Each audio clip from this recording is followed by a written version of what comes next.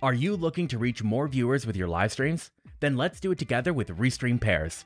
It's better to go live with guests, but did you know you can now double, triple, and even quadruple your viewer counts just by inviting your guests to pair their channels to your stream?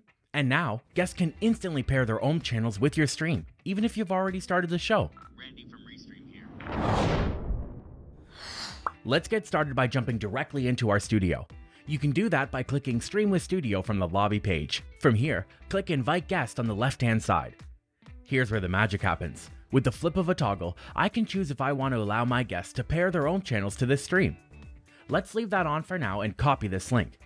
For this stream, I'll be inviting my friend Grace, so let's go ahead and send her this link now. Oh, cool. Thanks, Randy. So on my end, all I need to do is open up this link and join the stream.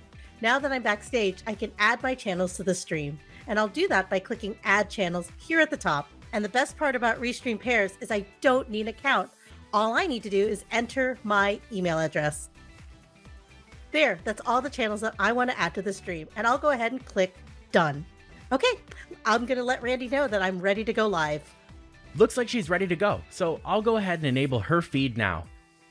Hey Grace, thanks for pairing your channels. Hey Randy, I am so excited to be here with you. Thank you for inviting me to live stream with you, and hello to everyone watching. Oh, I can already see all the chats coming in through my connected channels. It's pretty awesome, right? We can see both all of the chats from your added channels and mine all in one place. Oh, and one last thing.